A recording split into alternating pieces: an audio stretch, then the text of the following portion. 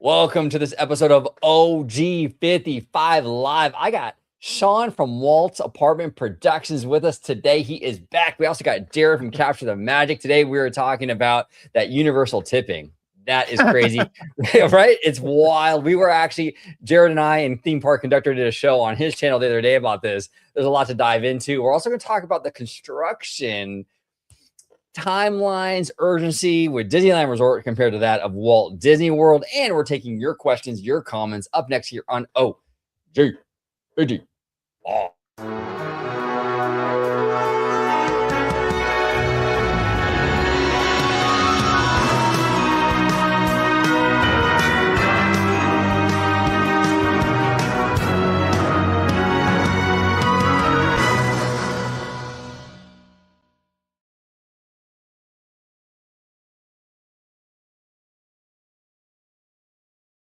Welcome aboard, everybody, to another episode of OG55 Live. I am joined by these two fantastic gentlemen. We got Shawn from Walt's Apartment Productions and Jared from Capture the Magic. Shawn, I'm going to start with you, brother. How have you been? It's been a while. Good. How about you? I've been good. It's been a minute. How are you? Yeah, no, doing good, doing good. It's good to have you back on. If you can let everyone know where they can find you, kind of like what you do over there at Walt's Apartment, and kind of share with everybody what kind of content you guys make. We are a podcast that covers all things Disney, Pixar, Marvel, Star Wars, you name it, we're going to cover it. We have a couple different shows, Extra Magic Hour, which is our theme park show.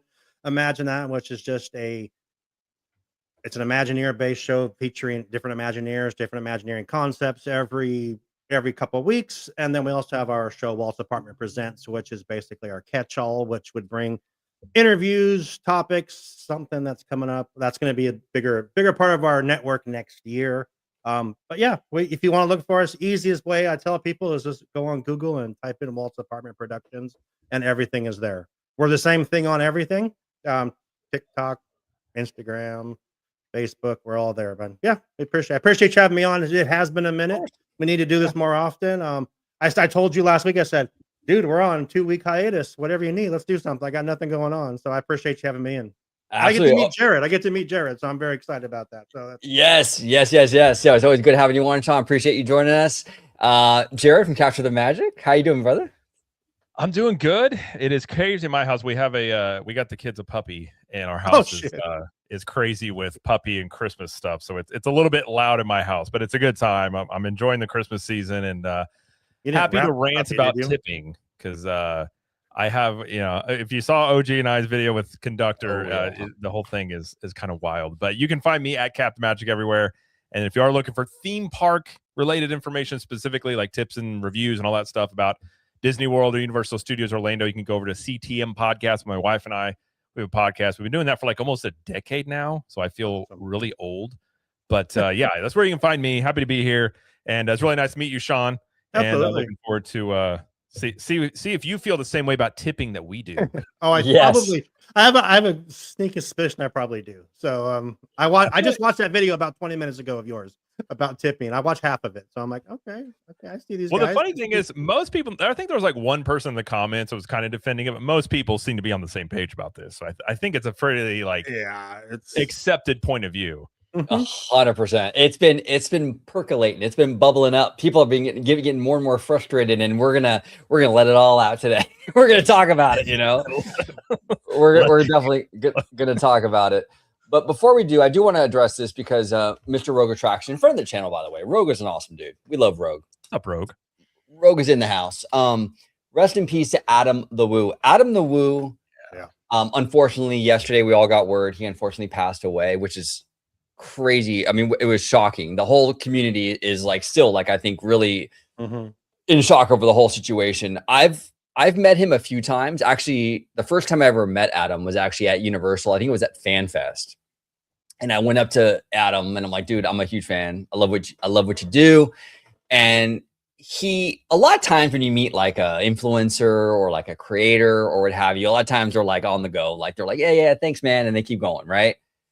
Adam was like, he spent a lot of time, man. He was like, oh yeah, cool, man. What's your name? And like we talked for a little while, and like this guy's really, really down to earth, really chill. And then after that, I ran into him a few times, like at Disney and things like that. And he was always a gentleman, sweetest dude. he made a lot. He makes a. I mean, he made a lot of great content, not just for Disney stuff, not just with Universal stuff, but even like just travel stuff, like road trip kind of fun things, you know.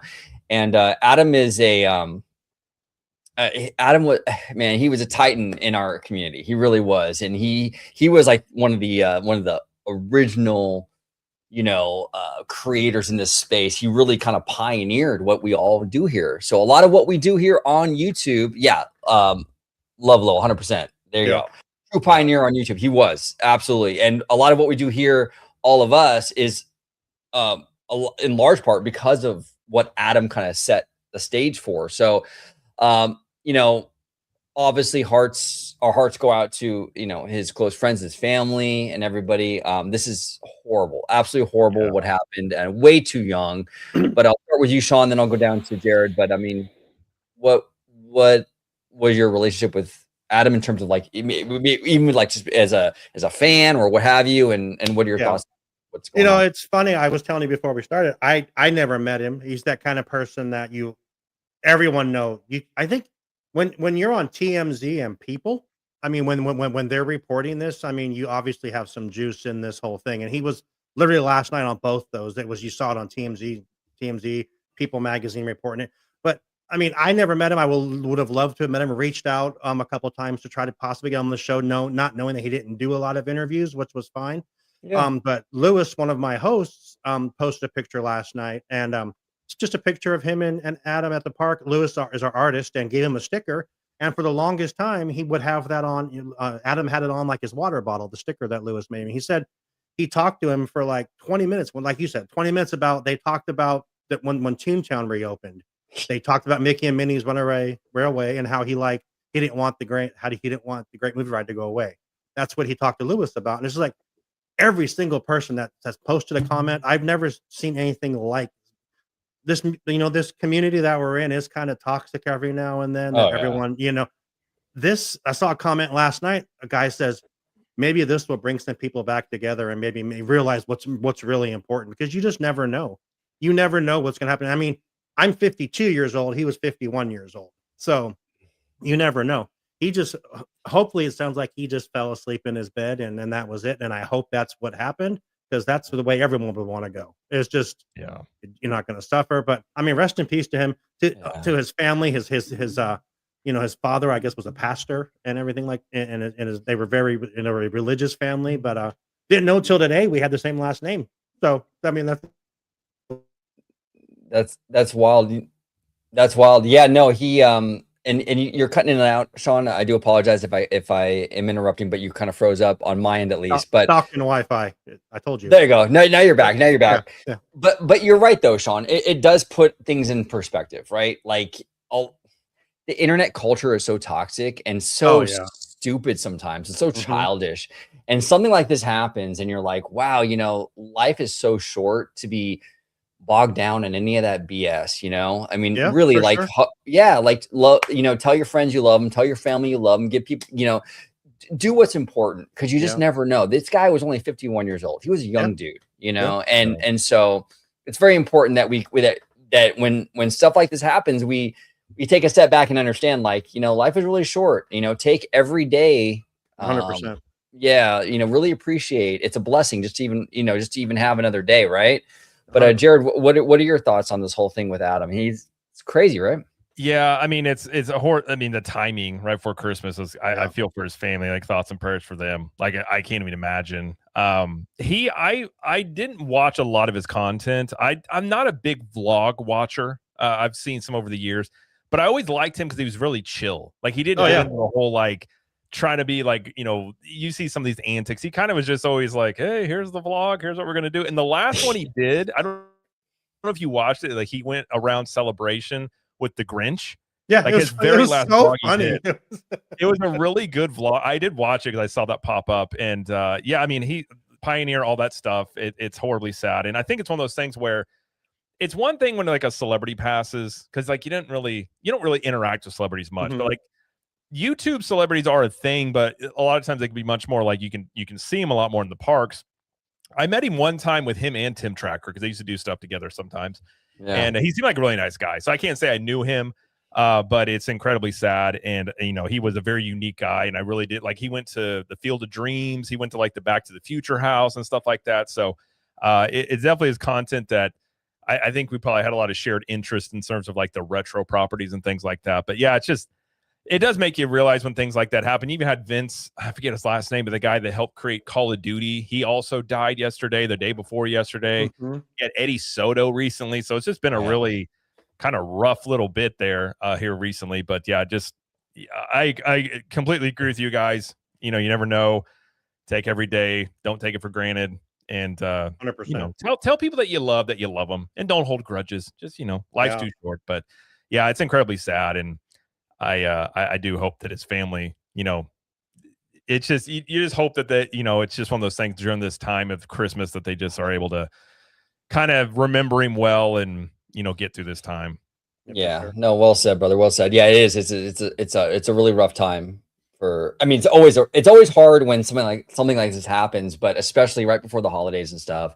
I'm really feeling for the family right now. That's got to be super hard right now, So praying for them, absolutely. But gentlemen, we're gonna talk a little Universal right now. We're gonna talk about tipping. We're gonna talk about tipping because Universal is going in on this tipping thing, and Jared, you and I and Conductor, we did a show on your channel talking about this, right? And actually I was actually at Universal Hollywood on Sunday. I was with Theme Park Wizard and Vast Guy, and we were noticing this tipping trend over there. Jared, I'll let you kind of set the table. What are your thoughts on this, man? And let's dive into this. Well, it's funny enough. I have ranted over the years more. We have a private group where I've done some rants on tip culture because it's ever since COVID, tipping has kind of gotten insane. Whereas I took my daughter to Cold Stone Creamery and they wanted to tip there for I get it. You're just doing your base job, but everything now is people are asking for tips. But when I saw that they were doing it in the theme parks, I was just we're tipping for Toadstool Cafe now, pre-tipping. As you order your food, I'm not a fan of pre-tipping, by the way. If you do, and we talked about it before, if you do a great job, if you give me great service, I will gladly tip you well. Right. But I don't like this whole idea of as soon as you order, you just leave a tip right away because it's I feel you're supposed to earn the tip and not have it be the inverse. And I told you in the video we did yesterday, I remember going to a Shake Shack. From the time we walked in, nobody greeted us. We ordered on an iPad. And at the end of the whole transaction, they're would you like to leave a tip? I'm for what? What did you guys do? Am I tipping to get the food? I don't think I actually interacted with anybody. Kind of feel like you have to interact when they give us not going to get your food. And I'm just and like you had brought up too yesterday, who's getting the tip? And somebody did leave a comment on my channel that said it's pretty common that is split amongst a ton of the staff. Right. And that's also why they typically don't care that much about the tips because they barely see any of it anyways. Right. And I think, pay your employees, don't try, especially in a theme park. You're already paying $100 and some odd dollars to get into the park. You're already paying, it's overpriced food. It's cheaper food in a theme park, but it's not cheap. I mean, you're talking $20 for a burger and stuff like that. Right. It's just another expense on an already taxed and over just inflation and everything on the consumer. It's just another thing now. And you're just come on, really? Oh, and the whole, you talk too, the whole social pressure. Yeah. What happens if I don't leave a tip? Are they going to judge me? And it brings this whole other aspect into it when you're just trying to relax and have a good time at a theme park. No, well said, Jared. I completely agree with you. It's look, I go to the auto body shop and these guys are underneath my car getting oil stains all over their face, the elbow grease. They're pounding on this metal. I mean, we don't tip them, but I'm going to tip the dude who just, basically remove the cap on my beer and handed it to me. I'm sorry. I'm all about support. I'm all about supporting service workers 100%. If I'm at a restaurant and my waiter, my waitress is giving me great, customer service and they're really going for me and dude, I will leave them the biggest tip ever. You know what I'm saying? Nope. I have no issue with that. But if I'm going, like you were saying, to a fast food place or something, and I order and do everything myself on a kiosk, who am I tipping? Am I tipping the iPad? I mean, is the iPad getting the tip? If I'm tipping anybody, I would say Chick-fil-A because they do great service there. But I'm not. McDonald's is terrible. I'm not tipping the guy at Taco Bell because he's going to mess up my order. And most of them are just terrible at the service end anyways. And yeah, it's just, and I think I will quote Dwight Schrute. I would tip my urologist because I am unable to pulverize my own kidney stones. But outside of that, I just feel like, just tipping like everything now. It's like, I feel like this is one of those things, like if you don't stop it here, it's just going to grow because like, where does it stop? Like, are we going to start tipping just the whoever lets you into the park? Like, like, oh, appreciate it. Here's a $5. Like, oh, here's a $5 for you. Like, does everybody need a tip? You got to have a tip budget on top of everything else for, a theme park vacation. It's crazy. Right. Well, and Jared, you brought up a great point on your channel, right? And everybody, I want to say too, make sure you go over and check out Capture the Magic and Capture the Magic podcast. I'll be linking it in the description after the show. So subscribe to both of those channels. Jared's family here. We love Jared. Check out him and his wife do amazing stuff. So make sure you subscribe to them. But when we talked about this, it was like, you brought up a great point where you're like, I feel like it's kind of like Universal saying, hey, you know what? This is an excuse to give them less hourly wages. Hey, you're not getting that. You're not right. You're not getting that raise, but hey, we got this new tipping program, right? Mm-hmm. And it's going to be split 17 different ways, but hey, don't worry, you're coming out on top, right? Yeah, sure. Yeah. Sure, right? Sure. It's got like a pizza party instead of a raise. We're like, oh, you guys can have pizza. And like, oh, yeah. I remember they used to do it in the warehouse where I worked all the time. It was like, we got you a pizza party. Like, I'd rather have a raise. I'd rather have a bonus than just pizza. But because I'm in the car business. It's the same thing. We had a great month. Pizza party. Yeah. We had a pizza. We had a great month. Yeah, exactly. Well, what are your thoughts on this, Shawn, overall, in terms of tip culture and stuff? Because this is actually really kind of a big, obviously it's even bigger than Universal, right? Because this has been a thing for a while, which is everything. You go to your local boba place, anything. Everything is tip culture now. What are your thoughts on this? It's funny. I watched the video that you guys were talking about, and a couple things I took from it. I'm not sure which one of the three of you said, but it's beforehand. So like you're looking at the guy, like he's looking at you. You're like, well, shit, I have to do this, or am I not? Are you going to spit in my food? Or are you not going to get it quick enough? I think it was Jeremy or the conductor that said that. But I went to a San Francisco Giants game last year and went in there with a friend. I got my $18 can of Cutwater margarita, which I can buy a pack of 4 of them for $9 at Safeway. But I got my $18 can. And then, my garlic fries, and I ordered that, and literally pops up, and I'm like, tip. You're gonna reach into the heater and hand me the freaking French fries. That's it. That's all you're gonna do. And like you guys said, who gets the tip? So I have my kids have both worked for Dutch Bros, which is a coffee company out here and on the West Coast, and tips are a big thing. I have a lot of friends who are waiters and waitresses and cooks, and yes, that stuff is part of what you expect, but like OG said, you got to do something to get it, not just show up to work. And basically, you can show up to work and be the guy cleaning, and you're going to get some tips if that's what they're doing. Like you said, they're going to pay you. They're going to pay the whole crew out of this. And how do you split up $5 17 ways? Right. It's like, I mean, sure, it'll add up in the long run if you continuously do it. But you kind of feel like someone put in their guilt tip. I think that's kind of where 100%. Yeah, it's where we're at. You have to do it. You don't want to be that dick, and you're like, no thanks. And like, it takes them forever to get your food. And I will be that guy. I will look them in the eye and hit no and be like, I'm standing on principle. Like, no. Like I did that. I remember I went with my daughter in Cold Stone, and I remember I just hit no and just turned it around. Just like, I'm not doing it. I'm already paying. It's like $8 for a small ice cream already. Yeah, come on, Cold Stone. I'm like, all you did was scoop it. I used to work at an ice cream place. I never got tips. Like, I remember those days. Like, and I think Jared made the point on your guys' thing. You said like, both Universal and Disney, their quick service food's pretty expensive, but maybe the quick service food at Universal is a little bit higher from what was it you that said that, or was it? Yeah, it can be. Universal, kind of up there. I remember paying more there for a soda than I did at Disney. I mean, they're both $6 for a liter bottle of soda is ridiculous, but it's there. You're paying for it. Now, if you start charging me, and I bought a churro, if you're going to try charging me a damn tip, we are going to have problems. That's honestly what I brought up. I'm like, are we tipping the popcorn kid? Are we tipping everybody now? Like, you get a churro, we might have to, but I love the popcorn, so that's a problem because I do love the popcorn. I don't want them to do something to it, but Yeah, no, guilt tips for everyone.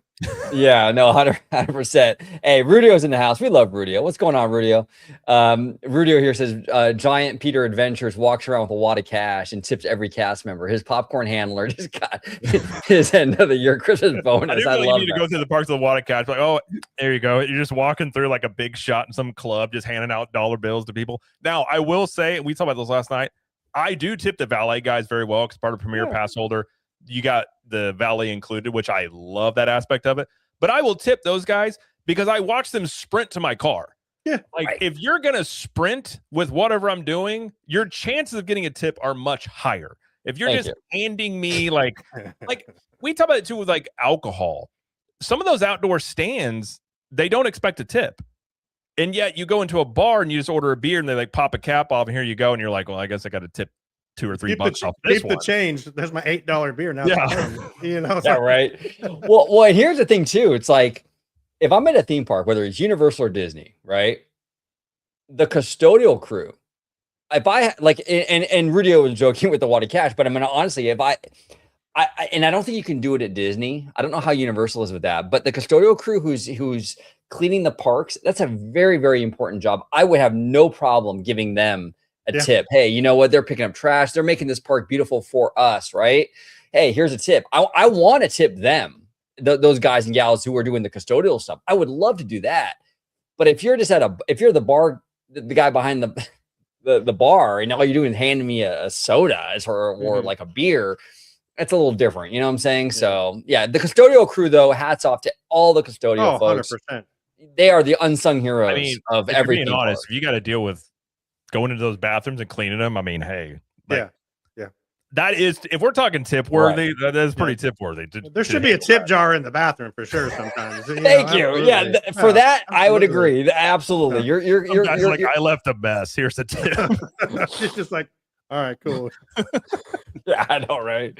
Oh my gosh, that's wild. Yeah, it is pretty crazy. Tip culture has gotten wild, and you're right. A lot of people in the chat are saying guilt tip, right? Because that's what it feels like. You know, and like there's a place by me. I love their boba, dude. But I go there and it's like the kid will ring me up and then he turns the thing around like with the tip. I'm like, fuck, it's like, you know, now I'm not like, you know, I gotta be stone cold like Jared. Look at this guy right in the eye and be like, no. But you don't, do you?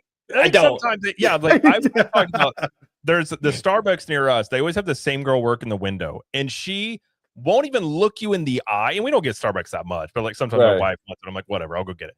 She won't look you in the eye. She barely, like, it'd be one thing if they're chatting up with you. They just turn it around and then have an audacity. I'm in the drive-through asking for a tip. I'm like, okay.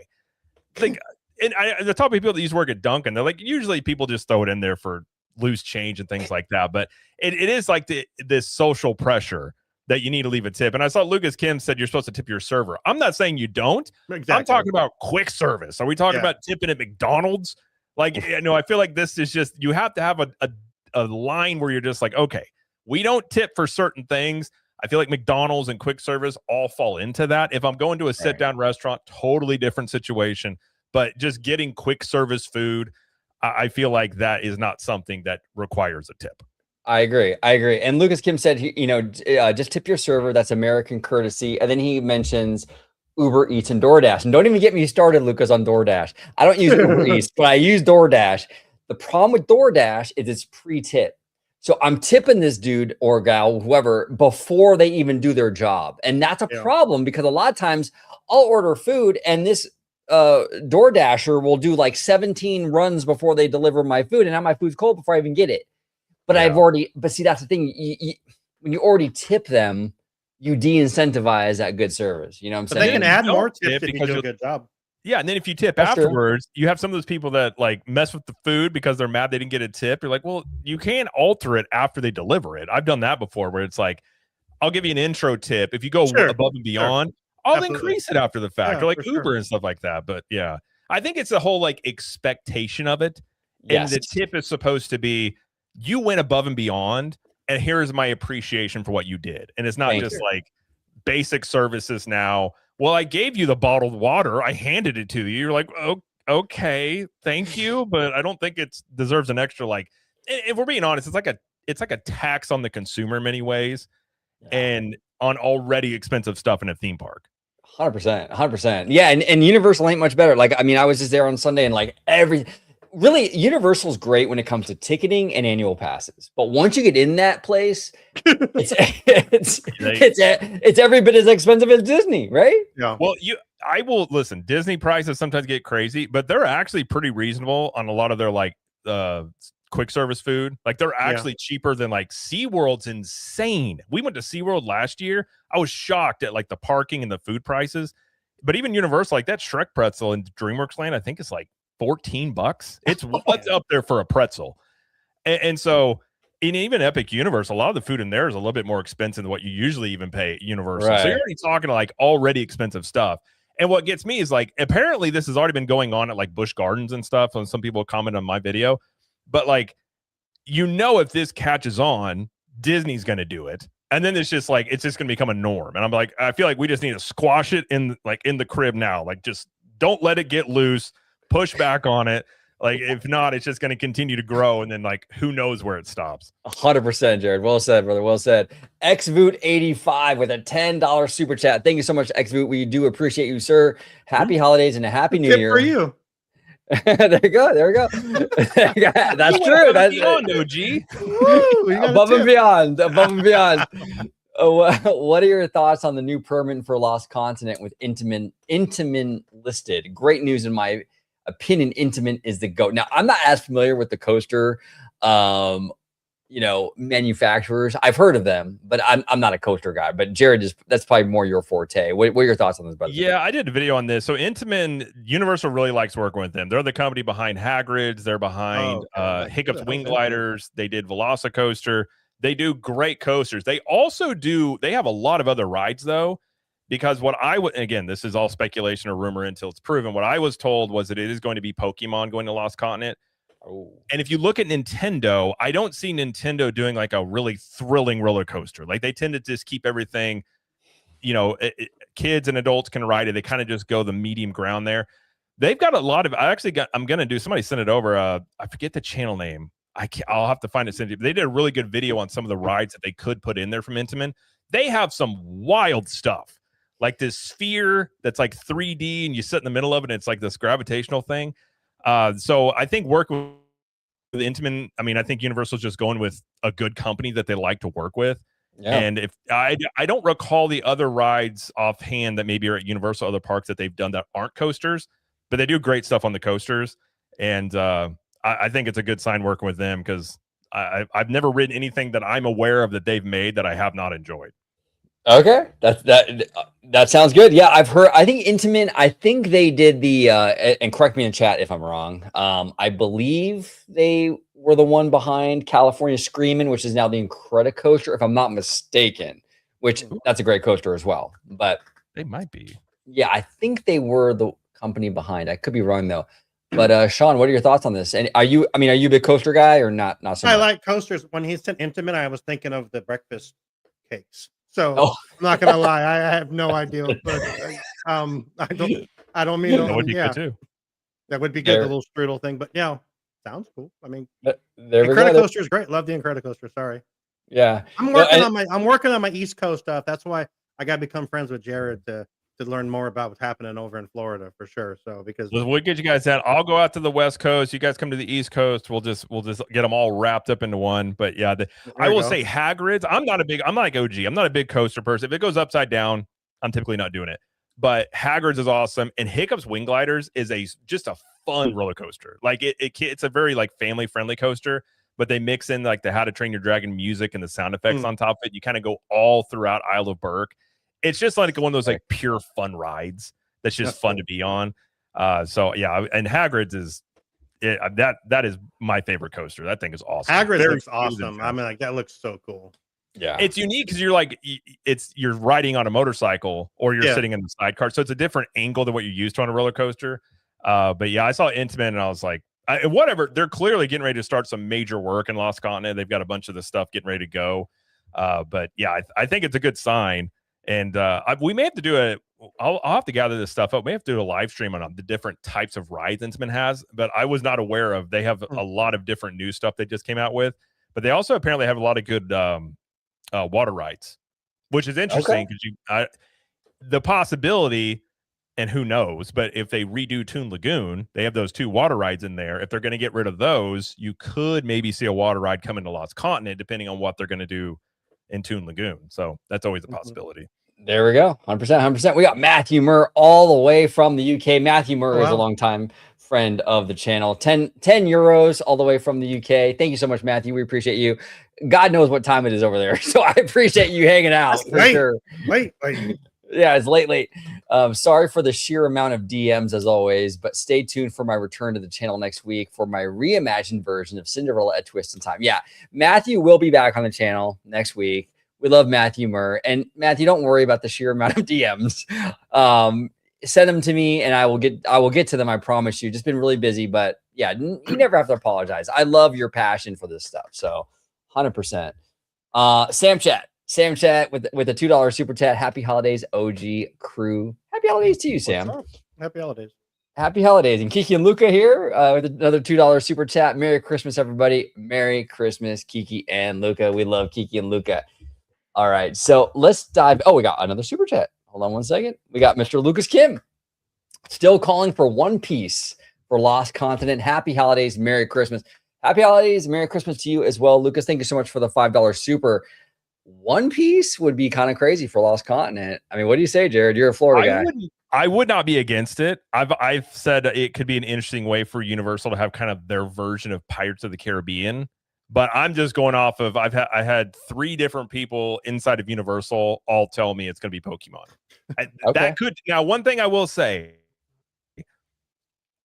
being around this stuff as long as I have, this stuff a lot of times like it can change. Like they can have every intention of doing something somewhere, and then all of a sudden it's like, yeah, they switched it up. They're doing X, Y, and Z. Because if you look at like Zelda, Pokemon, those both have been rumored to be coming to the Universal Park for like 5+ years.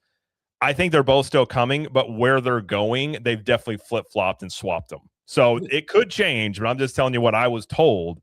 We'll see, but it would. I think Pokemon would be massive if they do put it into Universal. That'd be huge, absolutely huge. Asia right now, I mean Japan, South Korea, absolutely crushing it. Anime's big, obviously. You know, like the Korean stuff, like K-pop Demon Hunters and K-pop and all. I mean, it's just absolutely going crazy. One Piece too, out here in California for Universal Fan Fest back in April. I mean, I was really, Lucas was telling me, and Lucas, I'm sorry, brother, I should have listened to you, but like he was telling me, oh, One Piece is huge. I'm like, yeah, I don't know, it's huge, but is it Back to the Future huge?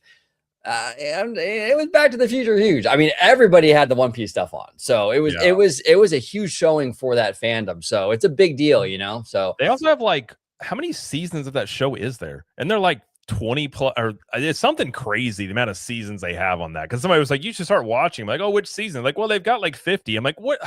I don't have that much time. Like, come on, you know? No, 100%. That's the only thing is like the sheer volume is like, oh man, because I've heard it's a great show and stuff. But like, I heard how do you the get live through all action that? is really good. I haven't watched that one either. But I suppose to Lucas's point, I've actually felt One Piece would fit really well in Lost Continent though.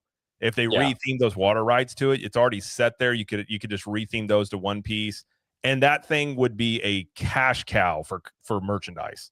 I think Pokemon and One Piece in the same park. Plus, you already got Harry Potter. You'd move so much merchandise with those properties in there. It'd be unreal. Oh, 100%, 100%. And Rudio, by the way, he's my fellow K-pop fan over here. He loves Blackpink as well and Lisa and all that. So big shout to Rudio. But he says One Piece had the consistent crowds every night of the event, more than Star Trek for sure. I agree with you, Rudio. I mean, it was crazy. It was absolutely crazy. Shawn, are you a big anime fan or One Piece fan or no? I feel like I'm not bringing anything to the show tonight. Well, what do you think? But what do you think though? Because for example, you're not necessarily a fan of it though. But like, do you think that Universal and Disney should get into that kind of stuff? 100%. I mean, it's a huge market. You go to like all these Comic Cons, or I go to a lot of these like little shows and stuff, and like there's so much of that anime stuff. It's wild how absolutely popular it is. And that K-pop Demon Hunter thing, I guess that's the biggest thing in the world, from what I understand. Yeah. my host Sam, her daughter is. I mean, that's like her favorite thing, So it's like, okay, whatever. My daughter's 9, and they're not as much at the moment. She's but 9 as well, but yeah, it's like all summer long, it was just K-pop Demon Hunters with her and her friend. They went over for like Halloween, so I'm very aware. It's actually not a bad movie, to be quite honest. It's actually not terrible. Yeah. Well, Jared, it was crazy because Jay Shear, our good friend Jay. Oh yeah, big shout out to Jay.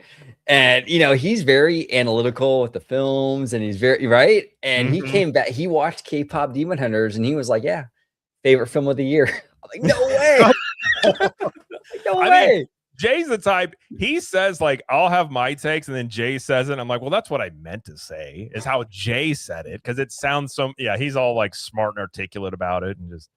I'm like, movie good, and he's like, actually, here's why it's good. I'm like, right, yeah. Like what he said. Exactly. No, I feel the exact same way.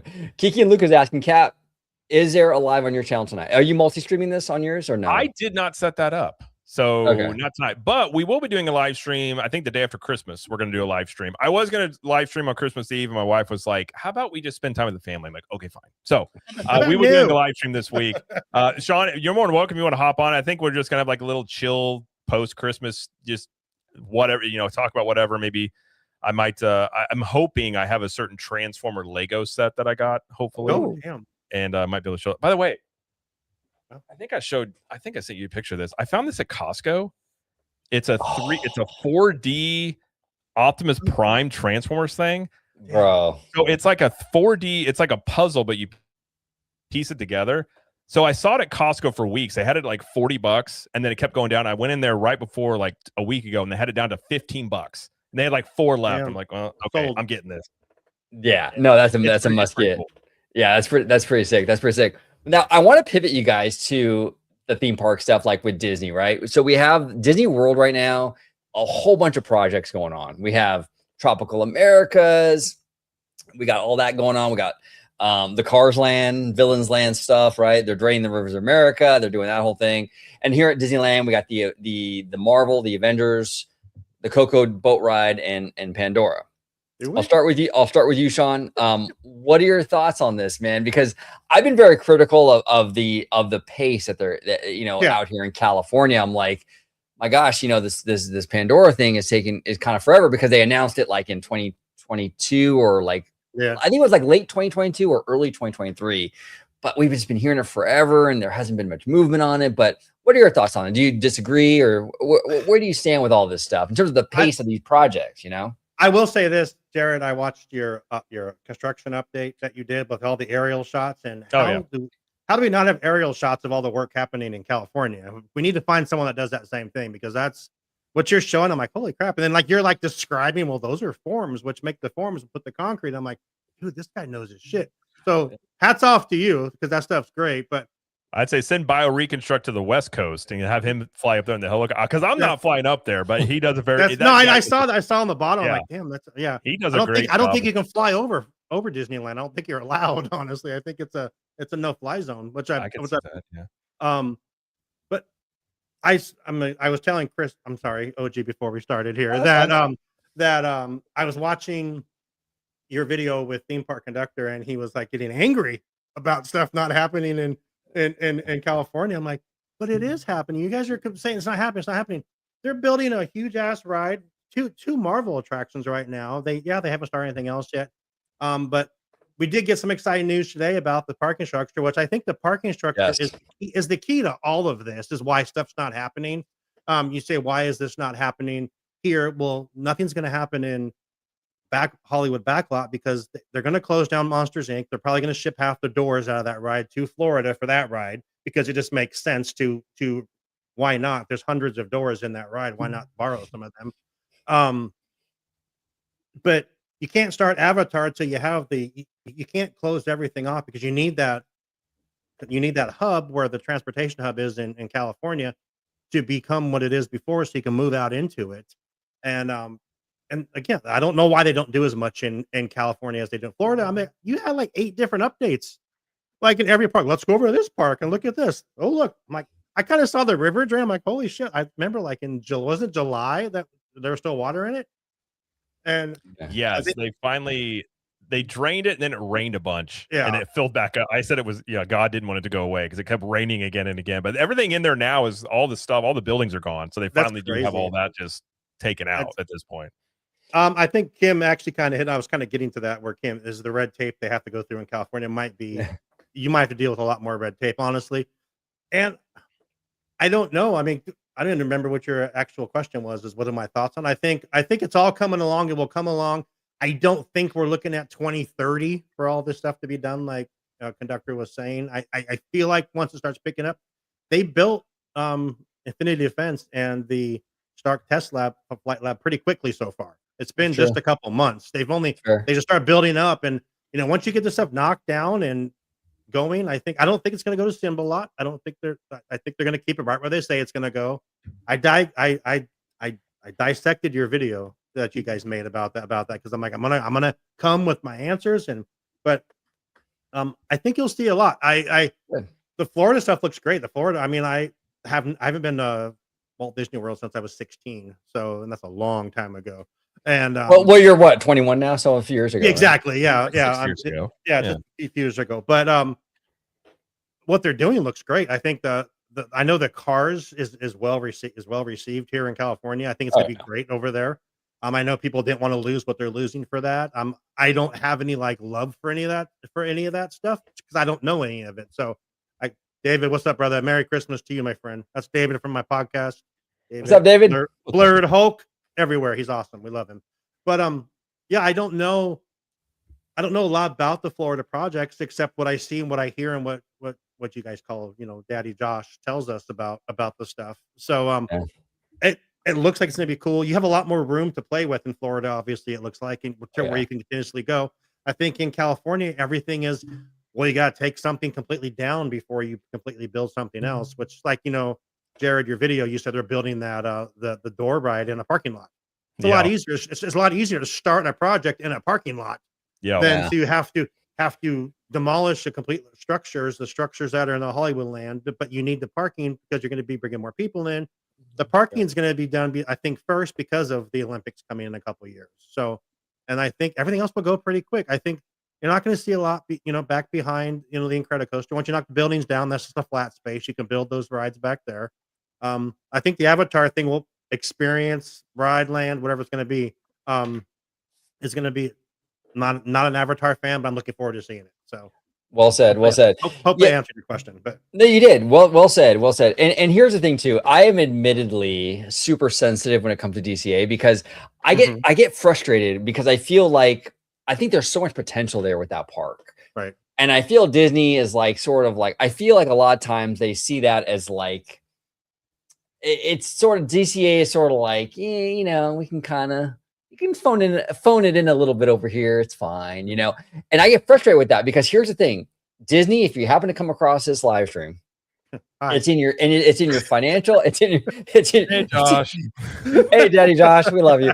Yeah, we love you, Josh. If you ever come across this live stream, it's in your financial best interest to make sure DCA is a must go to park, because if you have a family from Australia or a family from Japan or a family from Utah, wherever, they're going to come to Disneyland Resort and they're going to go to Disneyland no matter what. That's a given, right? But the DCA part of it is totally expendable. You know what I'm saying? Yeah. So if you can make DCA not expendable, you guarantee both parks for people coming in. Because Disneyland's going to be a given no matter what. You're going to go to, but if you can make DCA that, but we have to go to DCA. Now you got them for both. Right. So Disney, keep that in mind. Go ahead. I honestly think with the Avatar thing, that's what they're doing. Avatar is huge. It's not my cup of tea, but Avatar is freaking huge. People love. I mean, you don't do $2 billion in a theater just because. It's huge. People love it. People are fans of it. Visually, it's gonna be amazing. Coco, everyone loves Coco. I think where they're putting this stuff that they're dropping in DCA, Marvel. Who doesn't love Marvel? Who doesn't want to fight Thanos? That's going to be great when that actually happens. But Coco is one of my favorite. I can't wait to see the Coco. That's going to bring a whole new atmosphere to DCA. And like you guys have talked before, you have a huge Latino community down in Southern California that are just going to eat Coco up. If they do it right and it looks anything like that movie, holy shit. It's going to be amazing. Yeah, visually, that movie's impressive. I mean, it's one of the most visually best looking movies I've ever seen. If they can get a quarter of how that looks in that ride, and then the supposed Marigold Bridge. Come on, man! If they're gonna have a Marigold Bridge, let's go. Let's do it. Let's do it. Well, how do you have a whole park about California, and then for what this park was built in 2001, and you never had a land based on Latin culture, and how important Latin culture has been in our California, in the fabric of California. I mean, especially Southern California. I mean, it's crazy. So I'm glad they're definitely doing that. 100%. You have the Mexican restaurant. Yeah, we do. That's true. That is true. I can't wait for it. I'm most excited for Coco than anything else coming on, in my personal opinion, because I just want to see Miguel, and I love him. I love it all. It's the best. I can't wait for that. Yeah, it's gonna be fantastic. Jesse Adventure One, thank you for being a member so much. Thank you so much, Jesse. Yeah, they need Monsters Inc. ride to go to make a temporary walkway while they build the bridge to the new parking structure. Yeah, and we did get news. Actually, our good friend Theme Park Wizard, shout out to Mr. Wizard. We love Wizard. He sent it to me today earlier via text about how they did file a permit for that Eastern Gateway. Finally. And finally, yes, thank you. So we're finally getting that Eastern Gateway stuff after like 2 years after the approval of Disneyland Forward. They're finally making it happen. So that's going to be a game changer. I'm assuming you guys have more red tape out in California. I know somebody else said that as well. Because I'm curious. I don't know a ton about Disneyland's construction timelines.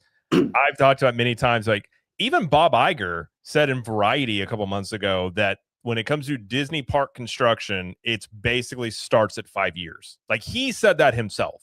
Wow. And so when you're talking about some of this stuff, like at least on Disney World's end, I've had lots of questions on, do they speed up these timelines versus what they have historically done, given they are building this as an answer to Epic Universe. And I do think, I actually kind of have the assumption, I think Disneyland's different because you really don't have, Universal Hollywood's not really pressing Disneyland. So I don't feel like you'd have as much of like an inherent need to get this stuff done quicker. But if they do, and I've said before, like construction can hamper attendance while things are being built. So in Disney World, you got 3 parks that are going to be under construction. If they start seeing attendance kind of be affected by that, I could see them maybe trying to speed those timelines up, at the very least, to get open Tropical Americas as soon as they can, to have something new that they can reveal. But yeah, I usually point to like, you guys talking about Pandora. I don't know if James Cameron's involved in the building of that out there, but I know the one here in Disney World, I believe that almost took 6 or 7 years. That thing went on forever. And I talked to an Imagineer that worked on that project, and he said, well, you had James Cameron and Joe Rohde, and sometimes James Cameron was just like, no, we're doing it this way. Yeah. And so I think it helped, because I think Pandora is a great land. I think it's the best newer land Disney's built. So if you guys get anything close to that, it'll be awesome. Yeah. But I'm really curious if Cameron is involved in the building of the one out there in Disneyland. Yeah, I would think so. I think he'd be a part of it. He'd want to. He's such a perfectionist. He's gonna want to make sure it's his way. You know what I mean? He makes great movies, though. So no, he's a genius. He's absolutely a genius. Absolutely. James All Day says here, do you see another proxy fight happening at the Disney company in 2026? I don't, honestly, James. I don't think there's that same kind of fervor right now for that. And honestly, I think that Warner Brothers and Netflix and Paramount have kind of taken the heat off Disney for a little bit right now. Yeah. That's where Drama Central is kind of right now, WB. And I think it's going to be that way for a while. And Jared, you and I have talked about this a lot on both of our channels, but like, I don't see that fervor for a Disney proxy thing. I mean, I could be wrong, but what do you think, Jared? And I'll go to Shawn. I don't think you would, because you're going to have a new CEO. So to do a proxy fight whenever you have a new CEO, it's kind of being presumptuous and assuming it's going to go to a certain direction. So you could see one, I think maybe 3 or 4 or 5 years go by and it's the same thing. Maybe they do that. I don't really know what the appetite would be for it, but I don't think you see it in 2026. I do think we've talked about many times. I think it is going to be a DiMauro. I think that's basically the worst hidden secret that Disney has. If you talk to anybody that works for Disney, they've been saying for 2 years to me that like, yeah, it's going to be Josh. Like everyone's been saying that forever. So I think you got to give him time to, even after you get the training wheel segment where Iger's going to be with him, you got to let him at least try and implement something before you try and put up some sort of fight if you don't like the way something's going. Yeah. So I don't see it for at least a couple of years would be my guess. When Iger comes back again. I'm telling you. Hey, real quick, Lucas, I'm going to come to your super chat real quick, but there are a couple things here that James said and Countdown said that I think is pertinent to what we're talking about right now. I'm concerned that Disney's AI investments are alienating creators, especially in animation. Former Disney showrunner Dana Terrace, for example, has called on fans to pirate her show, The Owl House. Here's the thing. A lot of people are upset about Disney's investment into OpenAI, and I understand that. I completely understand that. I think this investment into OpenAI is out of necessity and control. And what I mean by that is Disney knows AI is here. Okay, you're not going to put that genie back in the bottle. It's here, you know. And Jared, you made, I think, through a text message, you said some great stuff about how it's kind of like you can either ride the wave or the wave can take you out, right? Yep. That's where we're at right now with AI. I mean, either Disney can grab a surfboard and ride that wave, or they can just stand there and let the wave take them out. So Disney's deciding, hey, you know what? We're gonna use $1 billion surfboard, and we're gonna ride the AI wave. And if you invest in companies like OpenAI, then you have more control over what they do because now you have skin in that game. Yep. Now Disney can tell OpenAI, no, we don't want that. We want this. We don't want that. We want this. Disney has more control over the situation. I understand with creatives. I understand AI is very scary. I get it. And it's not just with entertainment. I mean, AI can decimate like a lot of industries. You know what I'm saying? I mean, even like customer service industries where like you call for your phone bill and stuff. I mean, it could be all AI eventually. I mean, so it's scary for sure. But Disney, I mean, a lot of people are kind of painting this as like Disney's a big bad guy. It's like, well, I think they're just trying to adapt so they don't die. Basically, you either adapt or you die off, right? I mean, you can ask Sears, you can ask countless other companies. They're trying to kind of, do that. Look at Kodak. Kodak's the best example. Whenever the digital camera stuff popped up, they didn't get in on it because I think there was a book about it. They were like, well, it's going to hurt our camera film sales. And that turned out to be the thing that, I mean, I think Kodak is still around, but they're not like what they once were. Right.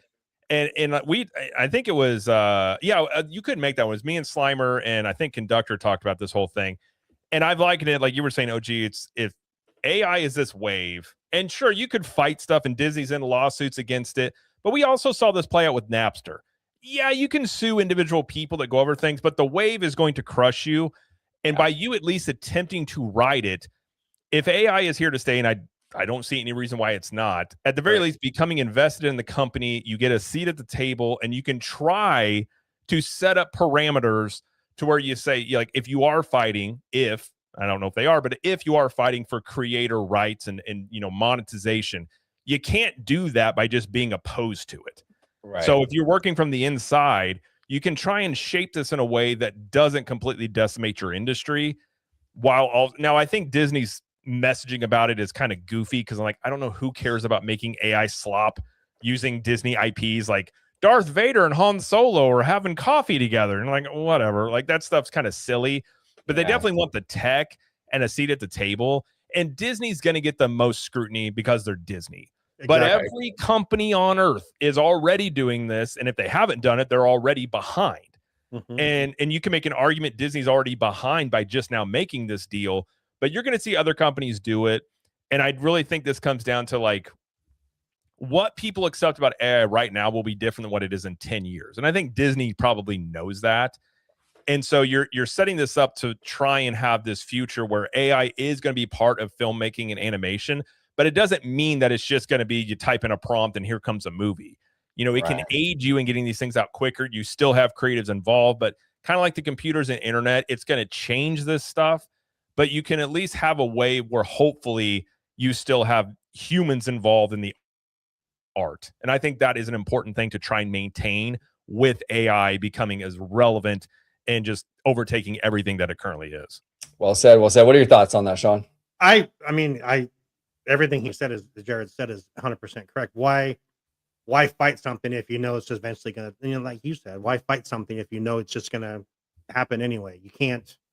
Yeah. I don't see why they would not hop on board now. And like Jared said, get at the table and be able to have a say in what goes moving forward. But yeah, I completely agree with you both. Yeah. No, well said. We got a super chat from Lucas, and we also got a regular comment. This comment I'm going to read first because it's pertinent to the AI stuff.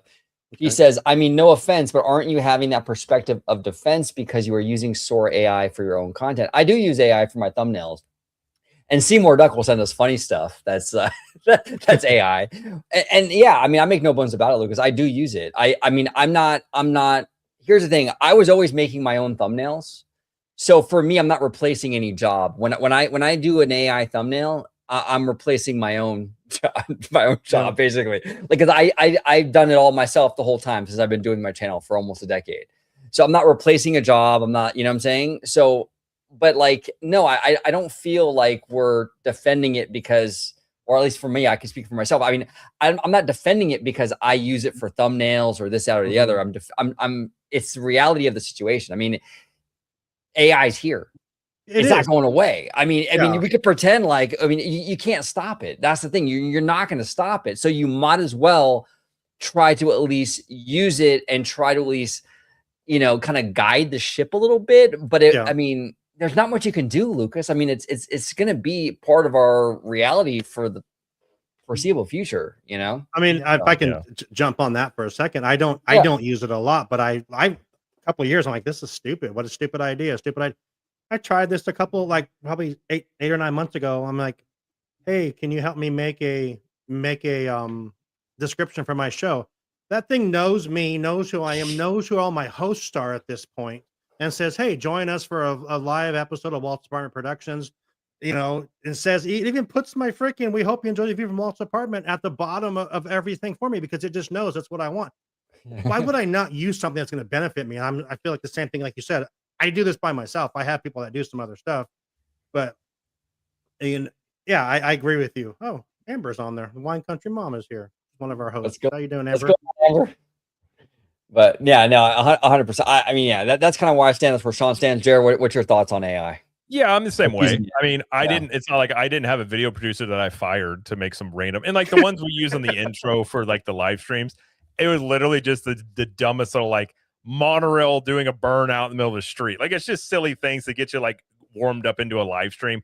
There is, and I completely agree with what the Wine Country Mom says, where she says AI as a tool versus fallback for creativity. I think it's a tool that, depending on how you use it, and I don't know if you guys have seen some of these Star Wars AI short films.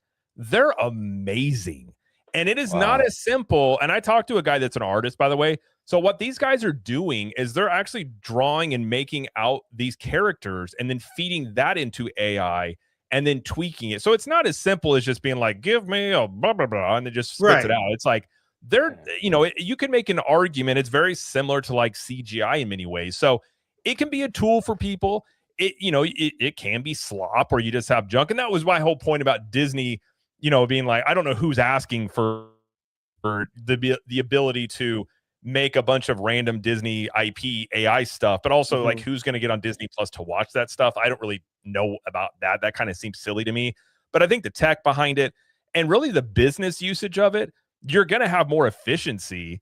And I do think it can help these companies. And there will, and like there is with any new, technology, there's going to be job loss out of it, but there's also going to be job creation on some level. What it looks like, we don't know. Right. But at this point, it would be like saying we're not going to use the internet because we don't like it. And eventually, everyone's going to get on board with it on some level. And I think this is kind of where it is. But I don't like it as a replacement for creativity. I don't want to see scripts that are just pumped out via ChatGPT 50 a time. I mean, there's even rumors, by the way, and there's nothing to support this, some evidence that they're using AI to basically write as they go Avengers Doomsday. Wow. Which I've made this argument. You can set up something called a language learning model where it's basically like you feed it. You could technically set one up and feed it all the stuff you've ever made. And you could sit there and tell it, like, here's what we want to do based off of this prior movie we've made. And it can give you some really decent ideas that you could then further, you could take that and have people actually write it out more and polish it up. So who knows if that's actually true, but I do think you will see that in the future. It will be an aid to writing scripts and things of that nature and not a replacement. And I think that's what Disney's hope is probably in, is that you harness it on some level, but it doesn't completely wipe out the creative side of things. Well said. 100%. Lucas here with a $5 super chat. Thank you so much, Lucas. And Lucas, I do appreciate, hey, you know, Lucas is tough. Lucas is tough. And I appreciate the hard questions because I think I think what he brought up was a fair point. But you know, yeah. Yeah, and it was a fair point. I love arguing back and forth with people in a really fun nature way. So I'm always all for it. I love it. Maybe you should do a podcast or something if you like. I should think about that. I know you should think about that. I know. Now, Lucas here with a $5 super chat says James Cameron and Hideo Kojima loved K-pop Demon Hunters. Most famous directors apparently love the movie. Yeah, no, it's everyone. It's a very good movie. I still haven't seen it, but I've heard it's amazing. You should watch it. Like my daughter and my wife started watching it, and I was like, "What is this?" I remember it was like in July, I think it premiered, and then I watched it in sections, and I found myself like, the story's really good. The animation, it's kind of like that stop motion animation type movie, kind of like the Into the Spider-Verse. It's very well done from really beginning to end. Love it, absolutely love it. And Remy D with a very generous super chat. Thank you so much, Remy. Appreciate you, Remy. $40 and 67 cents super chat. Thank you so much, Remy. Do appreciate 6'7", baby. You know, no. I love it. 6'7", you know, you got it, you know, you gotta do it. Happy holidays, OG and crew. Number one, Fast and Furious Hollywood Drift will overtake Velocicoaster as Comcast best coaster. Number one. Number two, Paramount promised to keep theatrical alive, but just demoted their last Airbender movie to streaming only. Tisk, tisk, go Netflix. Now, this is crazy. Remy, you come with the spice, bro. Okay, number one, Hollywood Drift will overtake Velocicoaster as Comcast Universal's best coaster. I'm not a big coaster buff, and I haven't ridden Velocicoaster, so it wouldn't really be fair for me to really say one way or the other. But I will say this. It looks crazy, and I'm not a coaster guy, but I was there on Sunday looking at the coaster, and even not being into this kind of stuff, I'm impressed with it. So if it does dethrone Velocicoaster, it wouldn't shock me. I'll say that much. But what say you, Shawn? And then I'll go to Jared. Again, Velocicoaster looks cool. I've only seen videos and pictures of it and like ride-alongs with it. But I remember in February I was out there with Getaway Today. We were like doing on the tour, and I'm watching them build this roller coaster. That's side of a mountain, not a mountain, but side of a hill. They're building a roller coaster on, and then they're saying this thing's going to flip around like that Cosmic Rewind roller coaster. Yeah. Like, no, for one, I don't need to flip around. I don't need to flip around and be upside down over an escalator. This is me tapping out. But I probably will do it once to say I did it. But I'm not a huge roller coaster fan. I drive by, Six Flags when on my way down to Disneyland. I'm like, nope, no, but will I try it once? I mean, I'm 52 years old. You got to try things now. You got to try it once or never do. Or you can't, so you can say you tried it, but I don't know. I don't know if I do it again, but no, flipping around. But yeah, Amber's going to, she's going to Epic Universe and Universal in 2 weeks. She'll let us know about the Velocicoaster. Oh, nice. But, yeah. So, Shawn, what are the chances we get you on this thing? 6, 7, 6. I mean, man, what does that fucking mean? I don't think it means anything. I think that's the whole funny part of it. It means nothing, right? It really means nothing. My daughter, I was talking to her, and we like my daughter's best friend. I was talking to her dad. It's funny. He's a Marine, but he's like a nerdy Marine. And we were like, what does this even mean? So we like went on this whole manhunt to figure, and like basically it means nothing. At the end of the day, I was just like, okay, all right, well, so 2025 is the year of nothing. I'm telling you. Hey, I will say, oh yeah, go ahead, brother. Go ahead. To answer your questions, if I'll go on it, probably because I don't want to look like a wimp and not do it. Will I enjoy it? 100% no. I guarantee you. I don't want to flip around and go upside down. But I feel you. And Credicoaster is about as most intense for me as I can go. But I don't need to go up the side of a hill spinning around in a fake car. And no. No, I feel you. How about you? It's probably not. I'm with you on that. I mean, I'll probably be in the gift shop with Theme Park Wizard. You gotta get your memorabilia, your Dom Toretto tank with your chain, so you can walk around and say family. You know what I'm saying? Yeah, no, it's crazy. But what say you, Jared? Now you've been on Velocicoaster. I have not. My wife. Oh, you have not. My wife loves coasters. She has really bad motion sickness, but she loves Velocicoaster, and I have a bunch of friends that love coasters. they love Velocicoaster because it has some unique like signature points. Like you crest over this hill point and it kind of has a slight like pause and it's just got some elements to it that I think are very memorable for people. Yeah. It potentially could. I mean, it's an Intamin coaster. So that's the same one that built Velocicoaster. So you could definitely see that being something that's a huge hit. But it could, if it has those memorable elements. It kind of reminds me, there's a ride in Silver Dollar City called Time Traveler, where it went upside down and had this spinning aspect to it. And my wife did it one time and it like floored her because of motion sickness. So she was like down for the whole day. But that ride, it's kind of similar to that. It's kind of those intense rides, but it could. I like the concept of it. I like the drifting. I like the kind of the throwback to the stuntmen behind the scenes type of thing is what they've talked about. Yep. So it at the very least, it's going to give it a run for its money. I think undoubtedly. Yeah, no, well said, well said. And then number 2 to Remedy's super chats. Paramount promised to keep theatrical alive, but just demoted their new Last Airbender movie to streaming only. Now, this is the thing, and we've talked about this a lot on my channel and on Capture the Magic already. I mean, look, there are a lot of issues when it comes to this Paramount deal. Number 1, layoffs, right? Paramount buying another studio, there's going to be more redundancies in that merger because you have a studio buying another studio. So there's a lot more redundancy where you're going to have to lay off a lot of people. Like when Disney bought Fox, there was a huge amount of layoffs, right? Now Netflix is branching out into something totally new. Netflix doesn't really do theatrical. So Warner Brothers is like their theatrical arm. There's going to be less redundancies. Obviously, there's going to be some redundancies like the HR people or this, that, and the other, but it's not going to be the same as Paramount buying WB. So that alone right there is going to, I think that would hurt Hollywood big time. Now, this whole thing about, I didn't know about this, Remedy, with the Last Airbender movie. That's rough. And that's, I mean, it was interesting because I think Paramount, if I'm not mistaken, didn't they officially bow out of the WB thing, I think, or Kushner or somebody. Well, that thing's been, I did a video on it today, actually. It's changed. There's a lot going on with it. Okay.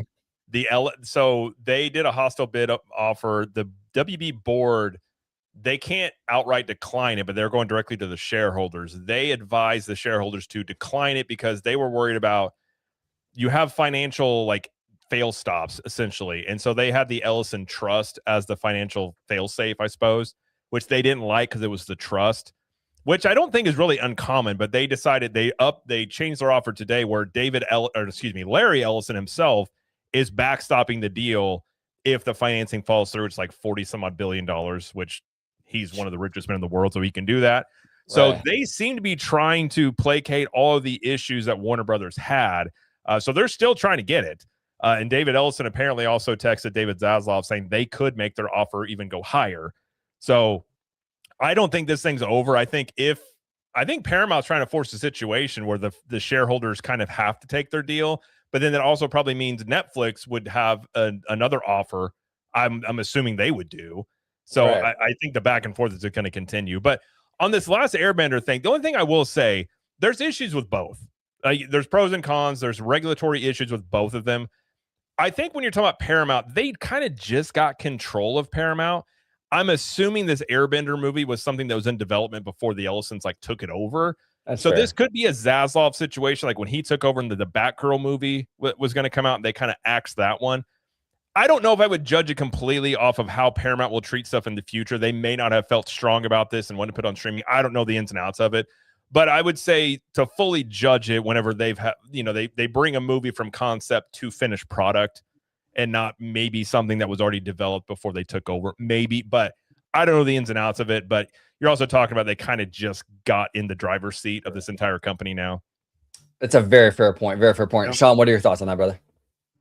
I don't know a lot. You keep asking me this question. I don't know a lot of crap about, dude. So whatever Jared said, I agree with him. I stand it. There you go. But yeah. I can be dangerous. For the most part. I mean, you're not going to get me on the damn Velocicoaster. So but you're not going to go on it either. So that's true. We'll just eat some churros down below, and let's go. We'll pay and we'll tip for them. You got to. I come on. Just rode Velocicoaster. I paid $20 for this churro. Yeah. What if they start charging tips for roller coasters? Like when you got off, they're like, I mean, if you can get primary, did you like it? Yeah. I'd like the middle seat, please. Here's a $5. Yeah, no, 100%. Now, our good friend Theme Park Wizard. What's going on, Wizard? We love you, brother. Paramount promised to do 30 movies a year in theaters and already took one off. F them.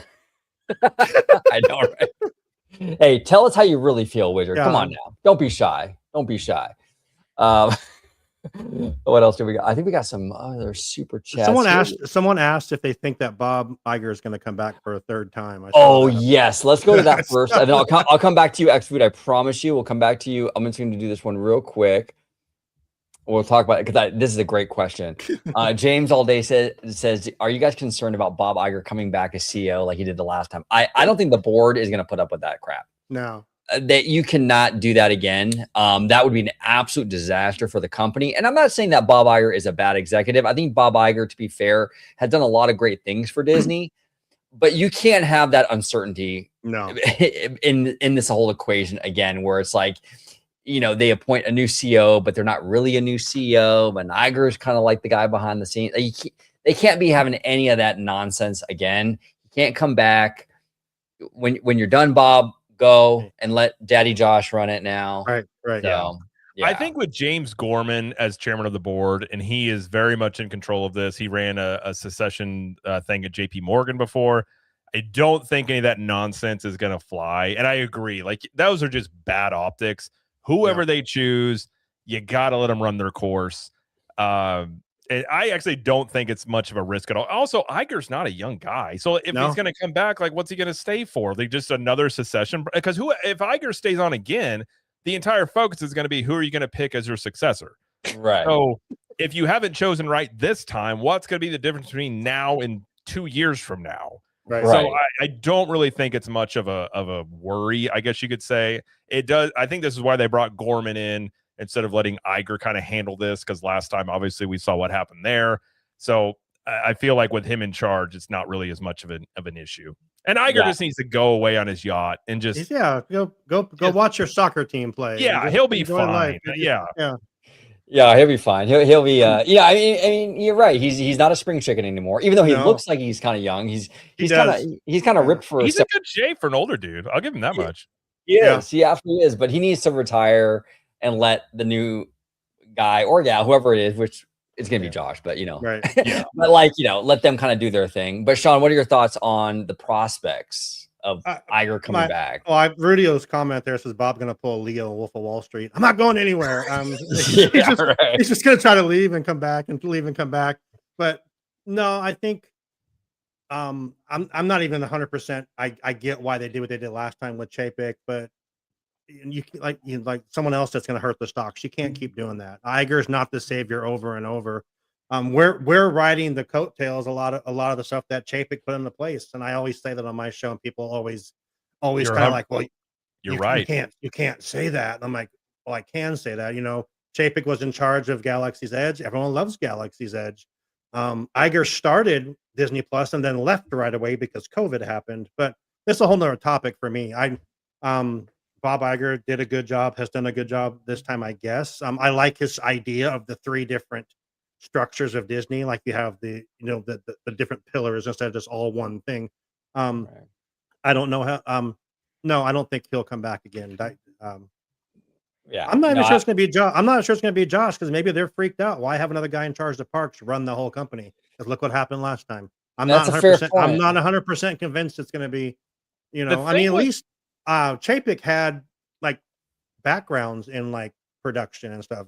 D'Amaro doesn't. He's literally, I'm the parks guy. I was the president of Disneyland, and now I was president of Walt Disney World. Now I'm in charge of the parks. Can he run a park completely?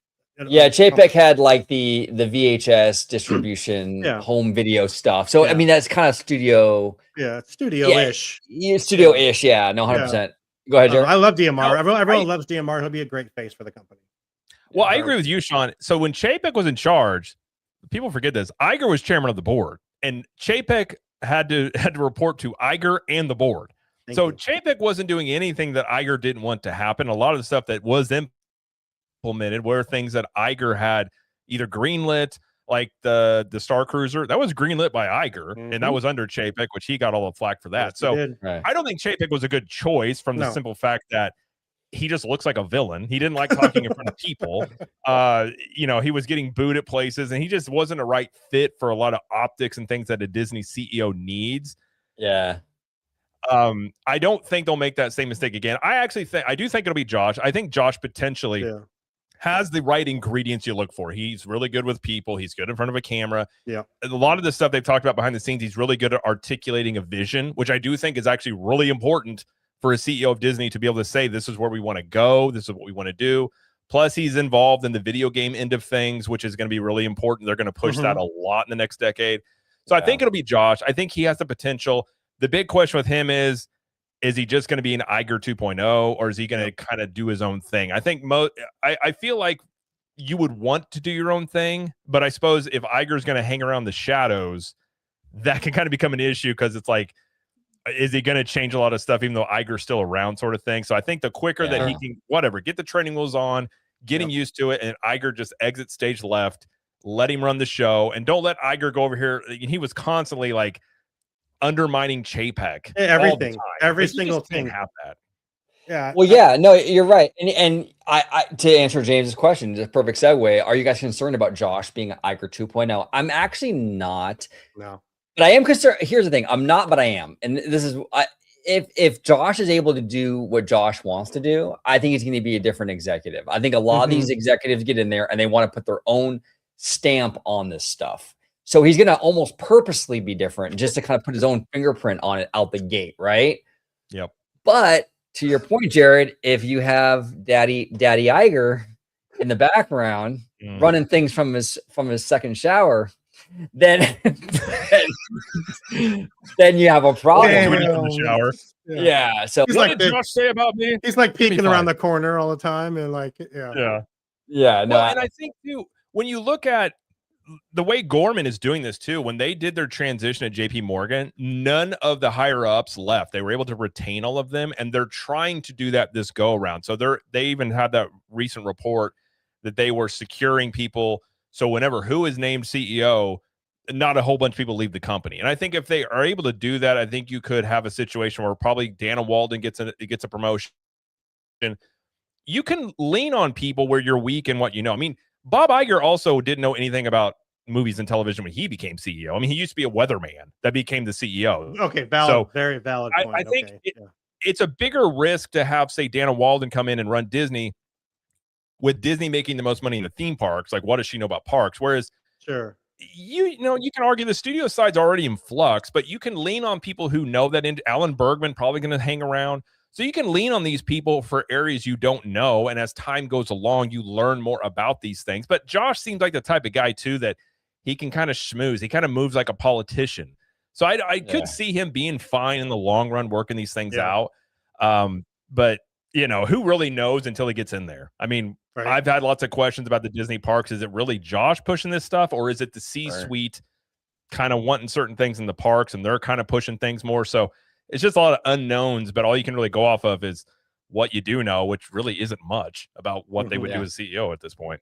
Yeah, 100%. Rudy, and actually it reminds me, I don't guess, I mean, I'm dating myself with this totally, but remember during the Bush administration, Donald Rumsfeld?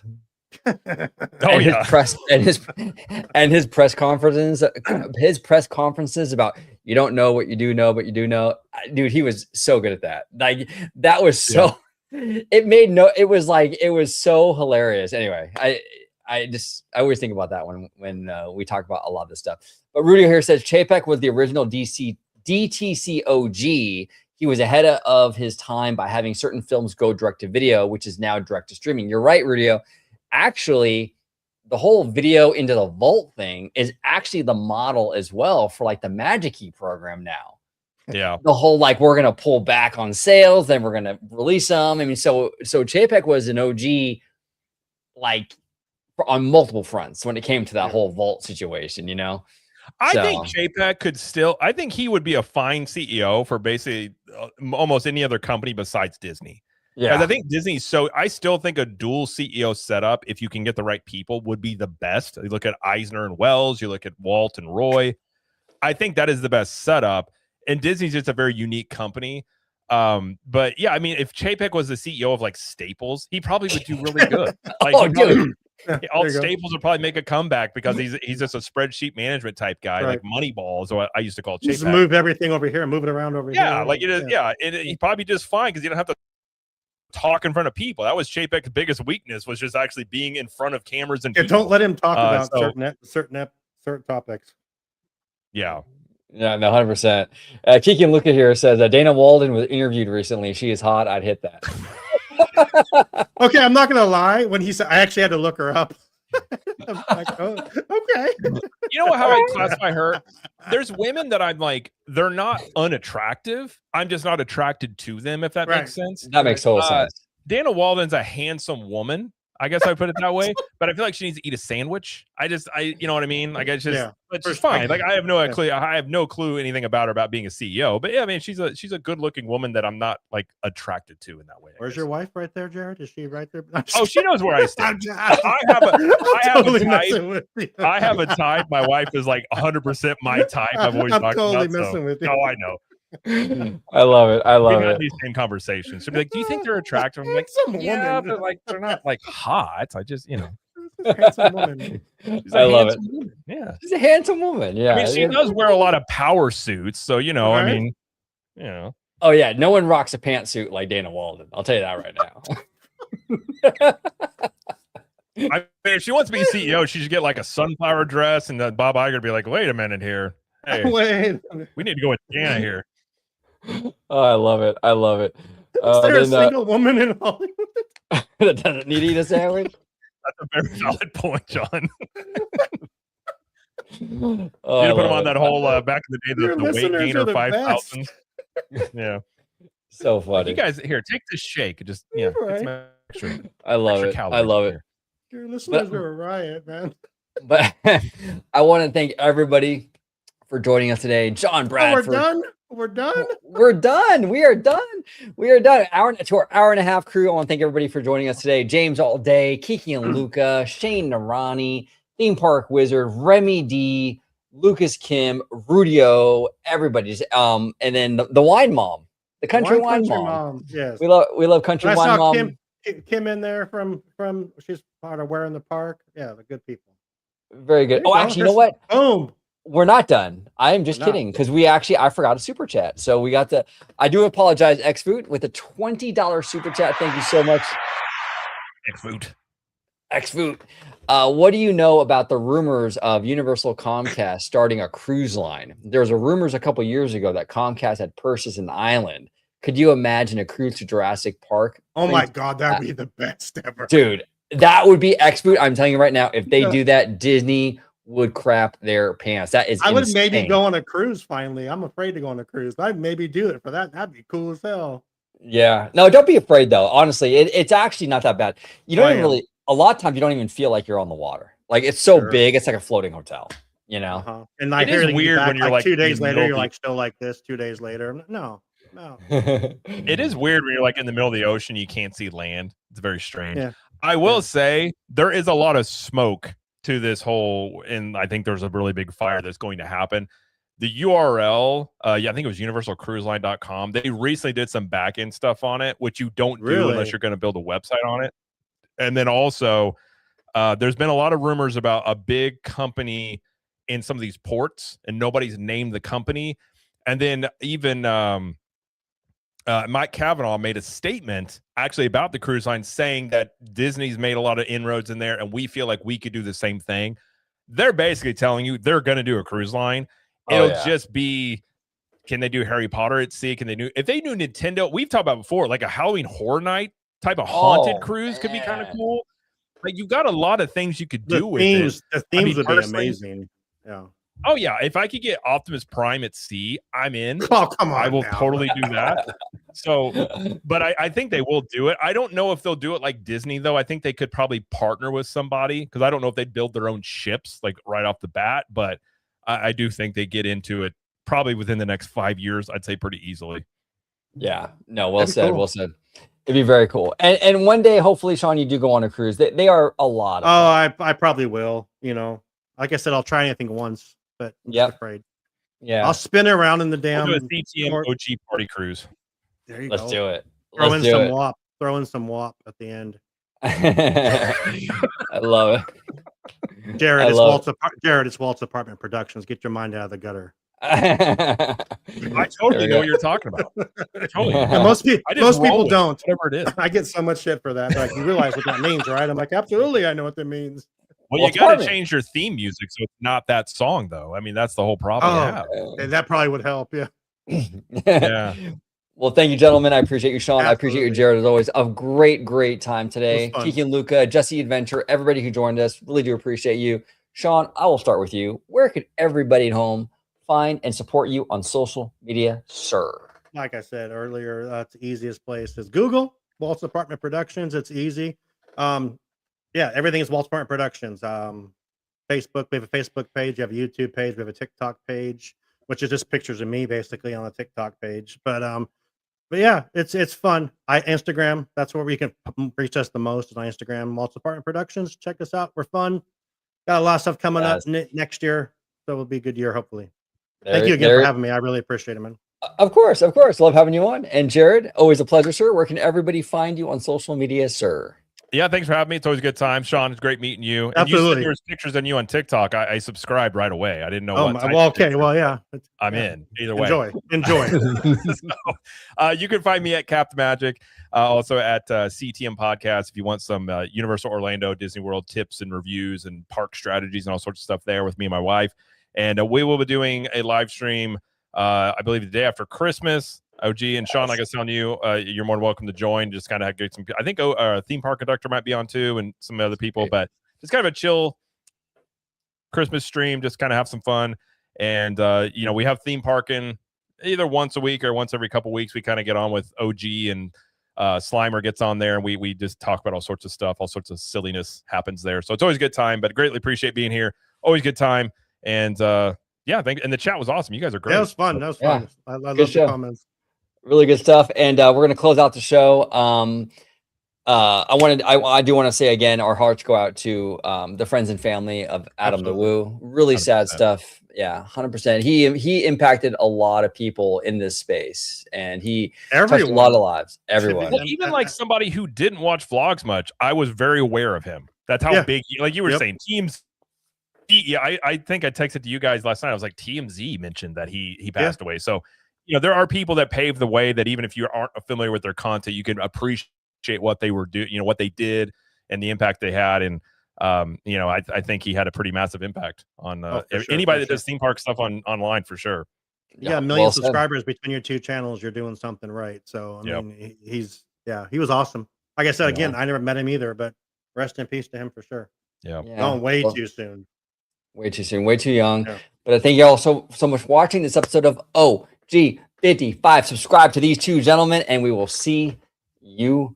I'm not saying I'm going to rule the world or I'm going to change the world, but I guarantee that I will spark the brain that will change the world. And that's our job, is to spark somebody else watching us. We might not be the ones, but let's not be selfish. And because we're not going to change the world, let's not talk about how we should change it. Thank you so much for watching OG55. Don't forget to smash that like button, subscribe, and become a member today. Mwah.